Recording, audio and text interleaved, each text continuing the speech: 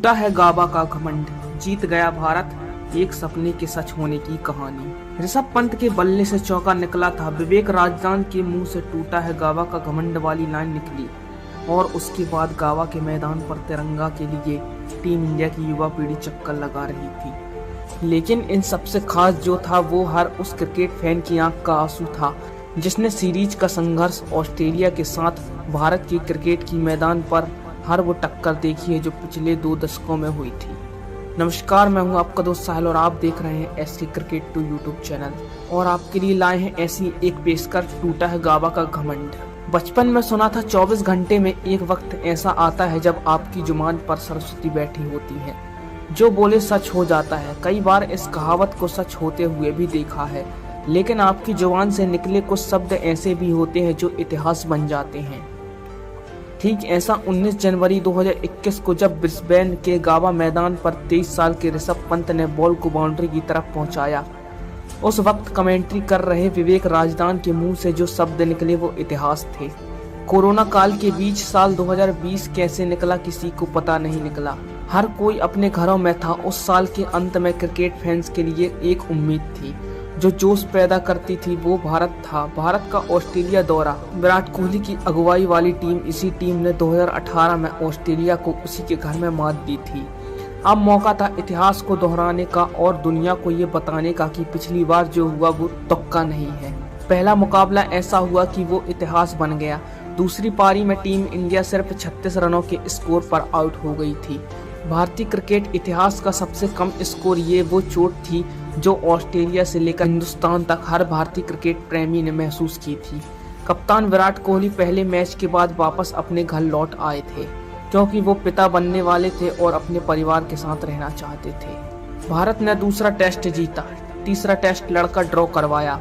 अब पारी आखिरी मुकाबले की थी। ब्रिस्बेन का गाबा टेस्ट जिसकी दुहाई दुनिया में दी जाती थी, उछाल वाली पिच, मुंह पर पड़ने को तैयार बॉल और 31 साल का अजय रिकॉर्ड, जहां ऑस्ट्रेलिया को 3 दशक से कोई हरा नहीं पाया था। 1-1 की बराबरी पर खड़ी सीरीज के लिए नतीजा निकालने का इससे बेहतरीन मैदान क्या हो सकता था। लेकिन कहानी सिर्फ क्रिकेट के मैदान तक की नहीं थी। गाबा टेस्ट जब शुरू हुआ तब तक भारतीय क्रिकेट टीम का ड्रेसिंग रूम किसी अस्पताल के बोर्ड से कम नहीं था, जहां हर मोड़ पर एक मरीज बैठा था। इसका सिलसिला पहले मैच से ही शुरू हो गया था। पहले मैच में मोहम्मद शामी को चोट लगी, दूसरे मैच में उमेश यादव चोट लगवा बैठे, तीसरा मैच आया तो रविंद्र अश्विन, रविंद्र जडेजा, जसप्रीत बुमराह को चोट लगी। विराट कोहली घर जा चुके थे। ईशांत शर्मा दौरे पर चोट की वजह से आए नहीं थे, यानी प्लेइंग 11 में शामिल होने वाले आधे खिलाड़ी आपके पास मौजूद ही नहीं थे। अजिंक्य रहाणे की अगुवाई में टीम इंडिया के सामने तब मैच जीतने की नहीं, 11 खिलाड़ियों को मैच लायक बनाने की चुनौती थी। ऐसे में आखिरी बार निकाला गया, यानी जो भी खड़ा है वह युद्ध भूमि में आखिरी दम तक लड़ेगा। ऐसे खिलाड़ियों को खिलाया गया जो इस दौरे पर सिर्फ इसलिए आए थे ताकि वो नेट्स में बल्लेबाज को बॉल डाल सकें। पहली बैटिंग ऑस्ट्रेलिया की आई जिसमें 369 रन का स्कोर खड़ा कर दिया। टी नटराजन ने अपने पहले मैच की पहली पारी में ही 3 विकेट निकाल लिए थे। एक मैच में जीत, एक मैच ड्रॉ कराने के बाद टीम इंडिया के हौसले बुलंद थे। रोहित शर्मा, शुभमन गिल ओपनिंग करने आए, लेकिन टीम इंडिया को शुरुआती झटके लग गए। स्कोर 186 रन पर 6 हो चुका था, यानी अब कोई विकेट गिरा तो पहली पारी में ही पिछड़ने का डर था। लेकिन उसके बाद वॉशिंगटन सुंदर, शार्दुल ठाकुर के बीच एक शतकीय साझेदारी हुई। Mitchell Starc, PAT Cummins, Josh Hazlewood की तेज तर्रार बॉलिंग के सामने 2 युवा बल्लेबाज टिके रहे और सिर्फ टिके ही रहे। इसके बाद दोनों ने हाथ खोले और क्रिकेट की किताब में आने वाले हर शॉट को उसी नजाकत के साथ खेला। बिल्कुल जमीन पर गिर चुकी टीम इंडिया एक बार फिर खड़ी हो गई थी। दोनों ने 300 के पार का स्कोर पहुंचाया। विकेट गिरा और फिर देखते ही देखते पूरी टीम 336 पर ऑल आउट हो गई। दूसरी पारी में सीनियर बॉलर मोहम्मद सिराज का जादू चला। उन्होंने 5 विकेट निकाले। मोहम्मद सिराज के लिए ये दौरा हमेशा याद करने वाला रहा।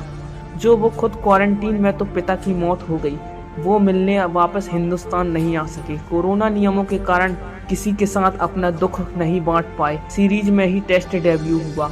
ऑस्ट्रेलियाई दर्शकों ने उन पर आपत्तिजनक टिप्पणी की और सीरीज के आखिरी मैच तक बॉलिंग यूनिट के सबसे सीनियर बॉलर बन गए।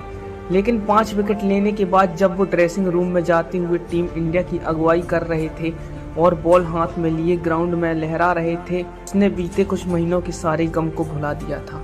टीम इंडिया को यह मुकाबला जीतने के लिए 98 ओवर में 324 रनों का टारगेट मिला था। रोहित शर्मा जल्द ही आउट हो गए, लेकिन तब युवा शुभमन गिल ने अपना जौहर दिखाया। शुभमन गिल के रुख ने साफ कर दिया कि यहां सिर्फ ड्रॉ या मैच बचाने की नहीं सोची जा रही है, टीम इंडिया टारगेट को चेस करने आएगी। शुभमन गिल ने अपनी उस पारी में 8 चौके 2 छक्के मारे। एक तरफ टेस्ट में वनडे वाला रुख दिख रहा था तो सामने दीवार खड़ी थी। एक तरफ पुजारा खड़े रहे, लेकिन दूसरी तरफ विकेट गिरना शुरू हो गए थे।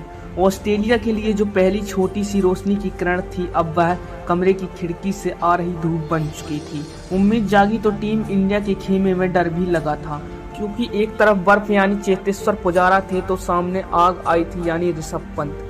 मैच अगर ड्रॉ करवाना हो या फिर जितवाना हो, आपके पास दोनों ऑप्शन एक साथ थे, लेकिन ऋषभ पंत ने अपने को सूट करता हुआ ऑप्शन चुना।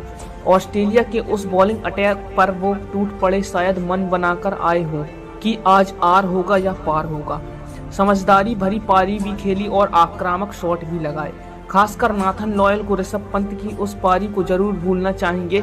पुजारा आउट हुए तो मयंक शार्दुल के साथ उन्होंने पारी को आगे बढ़ाने की कोशिश की, लेकिन अंत में वॉशिंगटन सुंदर के साथ छोटी सी पार्टनरशिप करके ऋषभ पंत ने आखिरी चौका अपने बल्ले से लगाया और गाबा के घमंड को तोड़ दिया।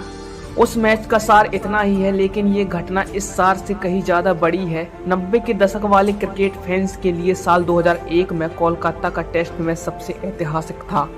उसके बाद पर्थ को वो मुकाबला आया जब सिडनी में मिले जख्मों को धोया गया, लेकिन आज की पीढ़ी के लिए गाबा से बढ़कर कुछ भी नहीं है। तो दोस्तों, आपको हमारी ये पेशकश कैसी लगी कमेंट सेक्शन में जरूर बताएं। मिलते हैं क्रिकेट की इसी प्रकार न्यू जानकारी के साथ, तब तक के लिए धन्यवाद।